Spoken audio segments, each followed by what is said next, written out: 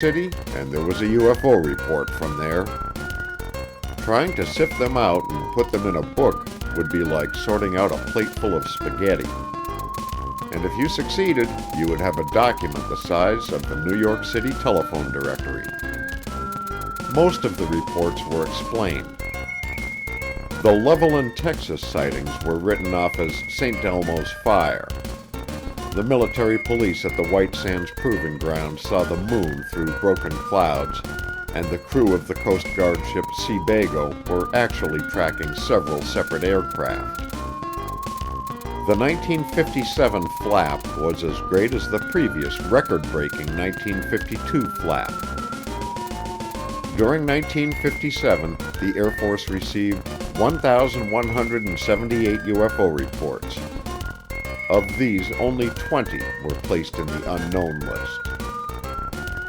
In comparison to 1957, the first months of 1958 were a doldrums. Reports drifted in at a leisurely pace, and the Air Force UFO investigating teams, blooded during the avalanche of 1957, picked off solutions like knocking off clay pipes in a shooting gallery. In Los Angeles, a few clear nights drove the Air Defense Command nuts. People could actually see the sky, and the sight of so many stars frightened them.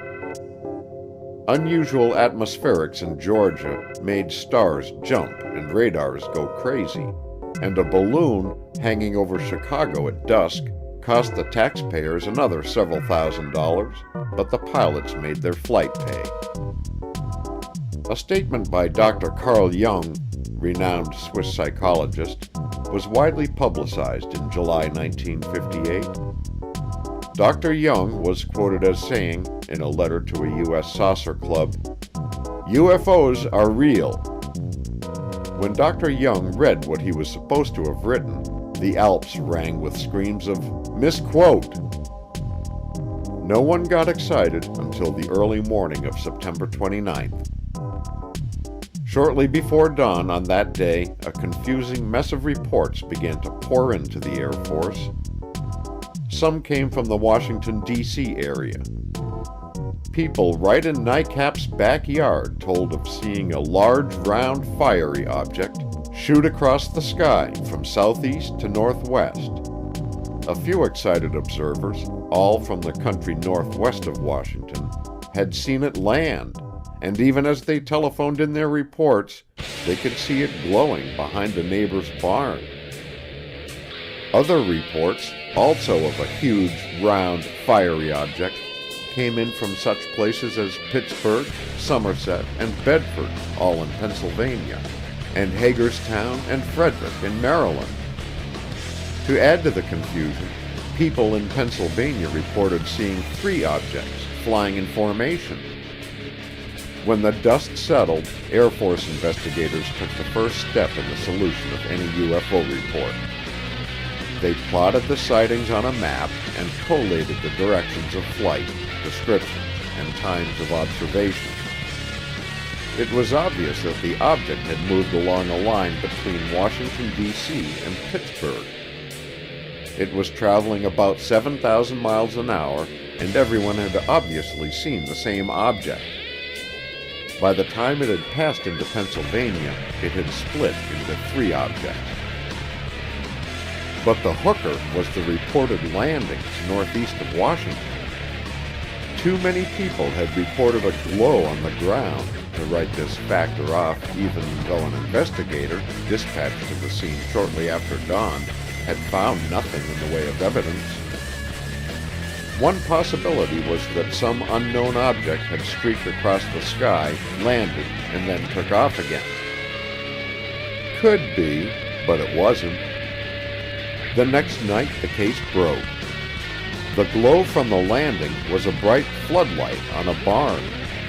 No one had ever really noticed it before until the object passed nearby. A few days later, the object itself was identified. From the many identical descriptions, Project Blue Book's astrophysicist pinned it down as a large meteor. The meteor had broken up near the end of its flight to produce the illusion of 3 objects flying in formation.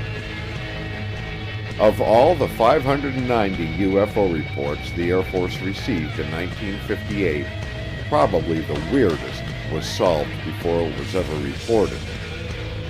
About 4 o'clock on the afternoon of October 2nd, 1958, three men were standing in a group, talking, outside a tungsten mill at Danby, California, right in the heart of the Mojave Desert.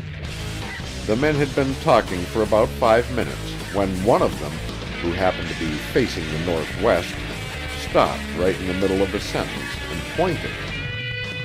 The other two men looked, and to their astonishment, it was so close to the horizon that it was difficult to tell if it was on the horizon or in the air just above it.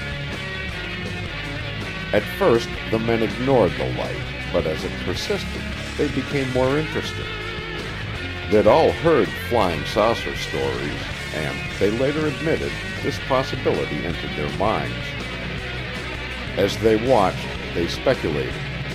It could be something natural, but all of them had been around this area for months, and they'd never seen this light before. About the time they decided to get a telescope and take a closer look, the light suddenly faded. All the next day, the men kept glancing off toward the northwest as they worked, but the clear blue sky was blank. Then at 4:00 p.m., the light was back. This time they had a telescope. All the men took turns looking at the object, and all agreed that it was about 15 feet long, 5 feet high, and solid. It looked like the sun reflecting off shiny metal. It was about 4 miles away, they estimated, and almost exactly on the horizon. Now the men's curiosity was thoroughly whetted. Martian spaceship or whatever, they were going after it. But a several-hour search of the area produced nothing, and as soon as they left the mill, they lost sight of the object. Darkness brought the search to a halt. The next day, at 4:00 p.m., a crowd had gathered and the UFO kept its appointment.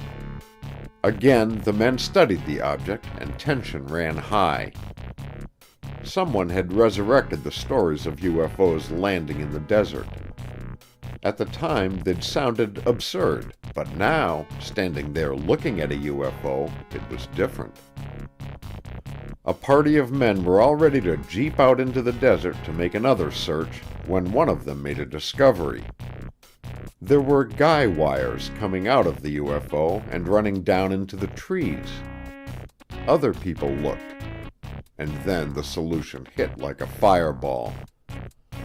Exactly in line with the UFO and 10 miles away, not 4, was a set of antennas for the California State Highway Patrol radio. The sun's rays were reflecting from these antennas. They'd never seen this before because on only a few days during the year was the sun at exactly the right angle to produce the reflection. The men were right. In a few days, the Danby UFO left, and it never came back. 1958 was not a record year for UFOs. The 590 reports received didn't stack up to the 1,178 for 1957, or the 778 for 1956, or the 918 for 1952. But a new record was set when the percentage of unknowns was pared down to a new low. During 1958, only 0.9% of the reports, or 5 reports, were classified as unknown. More manpower, better techniques, and just plain old experience has allowed the Air Force to continually lower the percentage of unknowns from 20% while I was in charge of Project Blue Book to less than 1% today. No story of the UFO would be complete without describing one of these unknowns, so here's one exactly as it came out of the Project Blue Book files. On 31 October 1958, this center received a TWX reporting a UFO near Loch Raven Dam. a request for a detailed investigation was sent to the nearest Air Force base. The following is a summary of the incident and subsequent investigation. Two civilians were driving around near Loch Raven Dam on the evening of 26 October 1958. When they rounded a curve about 200 to 300 yards from a bridge, they saw what appeared to be a large, flat, egg-shaped object hovering about 100 to 150 feet above the bridge superstructure. They slowed their car, and when they got to within 75 or 80 feet of the bridge, their engine quit and their lights went out. The driver immediately stepped on the brakes and stopped the car. Attempts were made to start the car, and when this was unsuccessful, they became frightened and got out of the car. They put the car between them and the object and watched for approximately 30 to 45 seconds. The object then seemed to flash a brilliant white light, and both men felt heat on their faces. Then there was heard a loud noise, and the object began rising vertically.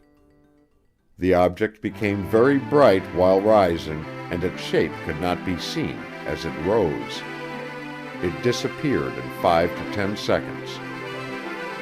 After the object disappeared, the car was started, and they turned it around and drove to where a phone was located and contacted the Towson Police Department.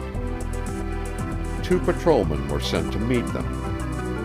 The 2 men told the patrolmen of their experience. The witnesses then noticed a burning sensation on their faces and became concerned about possible radiation burns. They went to a Baltimore hospital for an examination. Both witnesses were advised by the doctor that they had no reason for concern. An extensive investigation was made concerning this incident. However, no valid conclusion could be made as to the possible nature of the sighting, and it remains unidentified. So ended 1958, and in its final tally of sightings for the year, Project Blue Book added a new space-age touch. Earth satellites had a 1959 came in with a good one. We used to call these reports ground-air visual radar sightings, and they make interesting reading. At Duluth, Minnesota, in March, it's dark by 5 o'clock in the evening. It's cold. The temperature hovers around 0, and it's so clear you have a feeling you can almost reach up and touch the stars. It was this kind of a night on March 13, 1959, and as the officers and men of the Air Defense Command Fighter Squadron at the Duluth Municipal Airport moved, they shuffled along slowly because the heavy parkas and Arctic clothing they wore were heavy. Then came the UFO report, and things speeded up. At 5:20 p.m. exactly, the operations officer noted the time. Word came in over the comm line that someone had sighted an unidentified flying object off to the north. Word flashed around the squadron, and as people rushed out of buildings to look, they were joined by those already outside. And there it was, big, round, and bright, and it was moving at high speed. Some observers thought it was greenish, others red.